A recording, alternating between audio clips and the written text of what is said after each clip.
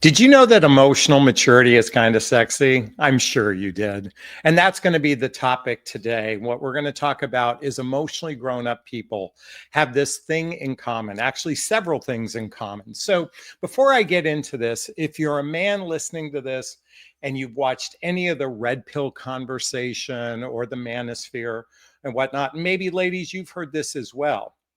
There is this conversation going on around relationships that men or women are the problem in relationship, that they are only seeking to date up in their status of class. They're only seeking to date the cream of the crop type of men, and they're discounting the average guy. And because of that, the average man, the normal man, basically has no options. And there's a lot of criticism by men that women have left the normal man, the average guy, alone, only seeking the cream of the crop. And guess what?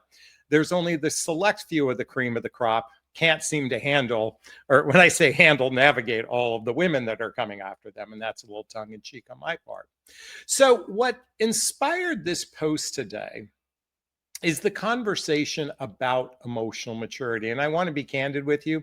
I actually decided to shoot this video based on a post I did on Facebook regarding Jennifer Aniston's new boyfriend, Jim Curtis. And if you're not familiar about this, Jennifer Aniston is dating a gentleman named Jim Curtis, who happens to be a wellness coach, who happens to be a hypnotherapist. And I saw this post that said Jennifer Aniston is dating a normal man. And I thought to myself, I need to blog about this. So I want to share this with everyone. Here's the photograph I posted, if you can see that, of Jennifer Aniston and her guy. And my blog post said, and I'll read it to you.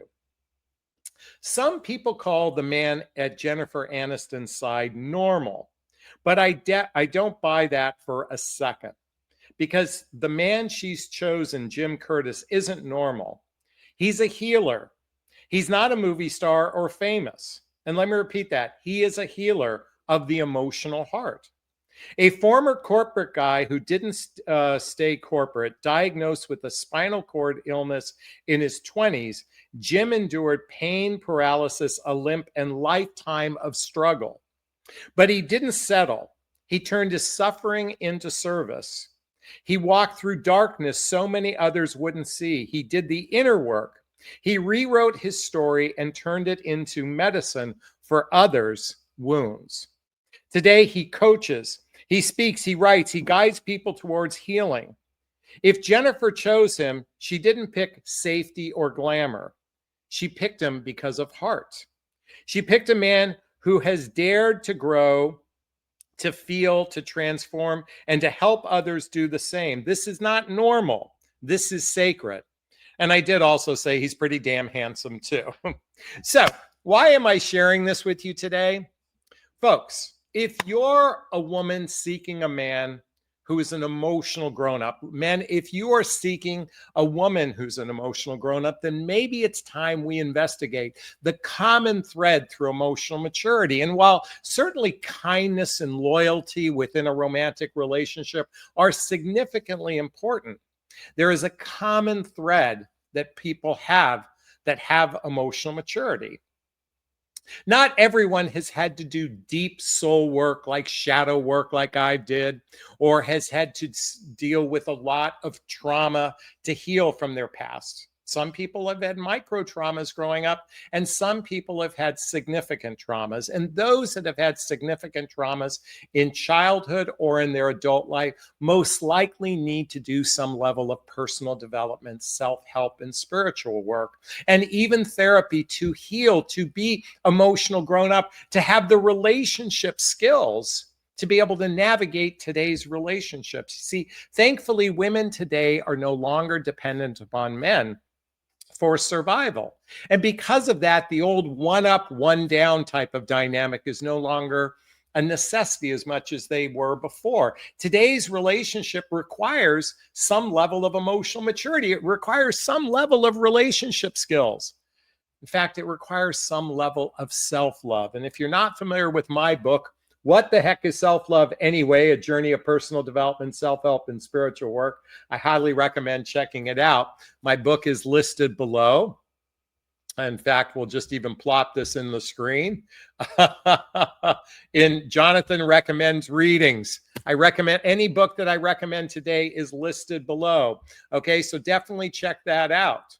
But where I'm going with this today is that relationships require a lot more than they did in the past. And as I said before, it requires some level of emotional maturity, some level of healing from their past, some level of good communication skills.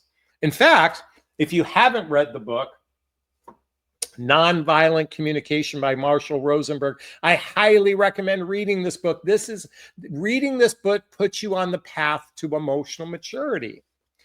Because the reality is today is to tap into what a person's feelings requires learning how to not only just evaluate your feelings, but to be able to express it in a way that can be seen, heard, and understood. And it's not just about your feelings, it's also about your needs within a relationship. What do you need? And you see, for the men watching this, I have coached women and I know your frustration. A lot of women struggle expressing their needs. A lot of women have duct tape over their mouth expressing their needs. And yet they're the ones who seem to claim that they're the emotionally grown-up ones. Well, I'm going to tell you something. It's a human issue. It's not a male or female issue to actually be able to identify our feelings and then express it in a way, in a non-confrontational way, in a compassionate way where you can be seen, heard, and understood. So, to dive into the common thread amongst emotionally grown-up people, first, emotion, and by the way, I'm going to read from my notes, so allow me to look down on the screen here. Emotionally mature means owning your feelings and reactions rather than blaming others or hiding. Let me repeat that. Emotional maturity means owning your feelings and your reactions rather than blaming or hiding. See, a lot of us have developed coping skills where it's so difficult to actually own our own feelings, our feelings of sadness, our feelings of distress, our feelings of agitation, our feelings of bitterness, our feelings of compassion. Believe it or not, there's a list of feelings. By the way, here's a list of feelings. The sheet that I have is over 8 years old. By the way, can someone write this down? Google Hoffman process list of feelings. Please Google this. Hoffman process list of feelings. And for many people, they either hide within their feelings or they're so hurt in their feelings that they have to blame somebody else. And that we're talking about the kind of ownership that when you own your feelings, you become quietly magnetic. That's right. A person who can actually accept that they can actually be in a place of ownership of their feelings is very magnetic, whether you're a man or a woman. I know this has mostly been reserved for women, but I'm here to say to the men watching this, let me tell you something. There is nothing weak about being vulnerable. There is nothing weak about expressing your insecurities and your fears. Now, if you're living in your fears and insecurities, if you're swimming constantly in your fears and insecurities, sure, that's unattractive. I'm sure, men, you wouldn't want to date a woman who's swimming in her fears and insecurities. But owning your fears and insecurities, owning your feelings, owning your judgments, taking personal responsibility from that place, as I said before, that kind of ownership is quietly magnetic. And I'm inviting you all to dive into that. Now, number 2, emotionally grown-up people, it means empathy. The ability to meet someone else's pain or joy with understanding and compassion. Let me repeat that. The ability to meet someone else's pain or joy with understanding or compassion. It's that presence that feels safe. It feels rare. It feels deeply attractive. When you can be present, when you can be empathetic, and empathetic isn't just about feeling someone's feelings. Empathy is actually identifying your own feelings from that vantage point. That's how we dive into empathy, when we're feeling someone else's feelings and then be able to recognize it from our own mirror of what's going on inside ourselves. And to the men watching this, I want you to know this can be juicy, delicious connection with a female partner. Now, I'm not suggesting that you have to vomit all your feelings or that sort of thing. I meant to say that in the earlier part of the conversation. But certainly, having empathy, taking ownership of your own feelings is highly attractive. And those are the people that both men and women want to be with, are those people. Number 3, emotional maturity means bringing authenticity. Truth over image. Integrity beats glamour every time. You know, and I was thinking of Jennifer Aniston and Jim Curtis. Certainly, I mean, she's a powerhouse of a successful woman. She certainly has a high image, I suspect. But you know what? To capture a guy like him, a person, a wellness coach, a person who's devoted his life to helping others from a healing perspective, a person who's most likely done the shadow work, the personal development, self-help, and spiritual work, he's not looking at her image, nor was she looking at his image. Because bringing emotional empathy into emotional maturity means bringing your authenticity. You're not trying to win someone over. You're not climbing to the highest room of the tallest tower. You're showing up present, grounded, active listening, really listening from the heart, from a place of kindness, and certainly from a romantic perspective, showing up with authenticity oftentimes demonstrates that loyalty I talked about before. Number 4, it means clear, kind communication. Clear, kind communication. I talked about this a moment ago. Nonviolent communication by Marshall Rosenberg. It's expressing your needs, setting boundaries, and resolving conflict from a calm, honest, rather than a dramatic way. I have to read that again for everybody. Expressing needs, setting boundaries, and resolving conflict from a calm, honest place. You know, a lot of people operate from a place of I'm right, you're wrong. In fact, resolving conflict is usually about fighting unfair, meaning I don't care what you have to say. I'm right, you're wrong. One of the hallmarks of emotional maturity is recognizing, and I call it fighting fair, but it simply means how can we both win when we have differences? How can we both win when we have differences? Not how can one win and one lose? How can both of us win? You know, I'm going to use a crude and simple example, but it's kind of fascinating to me. And I'm using differences here for a moment. You know, there are simple differences like I like to put forks down in the dishwasher. My girlfriend likes to put them forks up. Simple difference. But some people have lifestyle differences. And being able to navigate these differences, I was talking to a couple, he's a morning person, she's an evening person, and it causes a bit of conflict in their relationship. And you know what's interesting? How they said they would resolve it, and this is just one of many ways. They said on a couple days, and they wanted to be able to share their experiences together.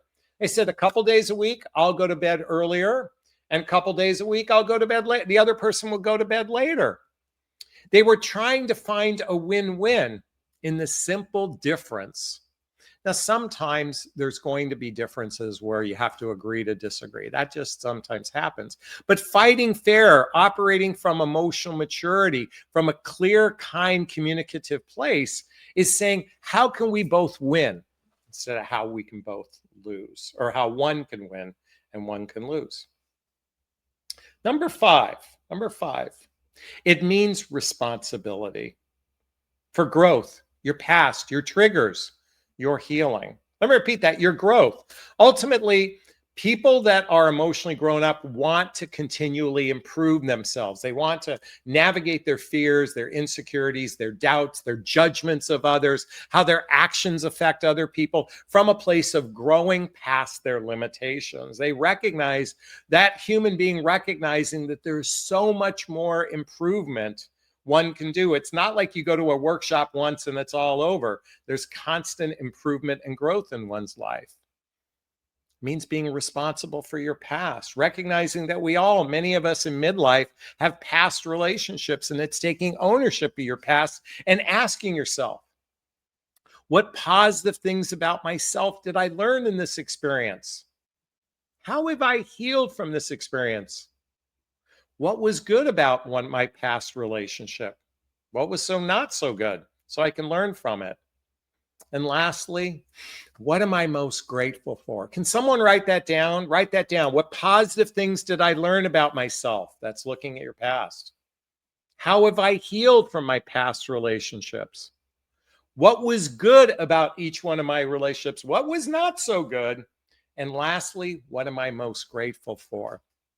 By taking responsibility of your past, you're demonstrating that you're an emotional grown-up. And let me tell you something, in a world where most people point the finger at the other person, blaming the other person for their past relationships, we are swimming in a sea of people that it looks like every woman has dated every narcissist on the planet and vice versa. If you don't take ownership of your part, that's usually a sign you're not emotionally grown up for a relationship. And certainly your triggers. Look at those who follow me know I'm hyper aware of several of my gigantic triggers. And I'm aware of it. I've talked to my partner about it only because I think it's important that we understand what sets us off. Doesn't mean we have to react to it, but at least having some understanding. That's self-awareness. That's a person that has an examined life. That's a person that's emotionally grown up. They all have this in common. And actually, when I talked about growth, I'm talking about healing as well. Saying, I want to heal. I want to grow. I want to improve. I take ownership of everything. And even if I get set off, I'm going to take ownership that I was acting maybe a little immature in this moment. And number 6, the last one. And by the way, there's more than these 6 I'm sharing. The willingness to own your story. The willingness to own your story signals strength and self-respect. It allows for real intimacy, vulnerability, softness, consistency, emotional safety, not just surface level flash, but the deep connection. You know, most people today, their conversations go like this. How's your day going? Did you have a good day? I hope you had a good day. Tell me about your day. Let's just keep talking about our day all day long. It's one thing to talk about the surface level of your day, but it's another to go deeper, to own your story, to own your emotions, to own your needs and your wants and your desires. From a place of strength and self-respect, it allows for real intimacy. Intimacy. Into me see. I think it was it Esther Perel that coined that? I can't remember. Into me see.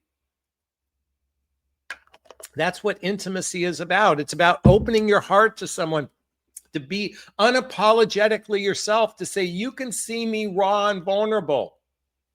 And it's okay because I trust you. And trust doesn't happen overnight. Trust takes hours upon hours of sincere, heartfelt communication with one another. To talk about your fears, your insecurities, your past, to talk about your triggers, to talk about all these things. We here in the United States, we rush sex way before we rush emotional intimacy. And when we're willing to own our story, when we're willing to own our part, we are certainly demonstrating the threads in common of what emotionally grown-up people show. And I suspect, coming back to Jennifer Aniston and Jim Curtis, I suspect this is a gentleman who's done the work because he's a healer. He wants to help others connect with their heart. And I think Jennifer is going to benefit by being with a really fantastic guy. And once again, to show you that picture of the two of them, there they are. I think they're a cute couple, and I'm rooting for them. Is this sinking in? Is this resonating with you? Please let me know. I'd love to hear your thoughts. Post a comment below. I do my best to read them all in the first 24 hours. As always, if you find value in my videos, please hit that like button. Please share this video. Please subscribe to my channel and hit that notification bell so you can be notified of new videos. And if you want to connect with me directly, hey, there's links below. Schedule a discovery call with me to see if working with a coach is right for you. There's a link to join my group called Midlife Love Mastery. There's a link to follow me on social media and a link to get my dating vows as well.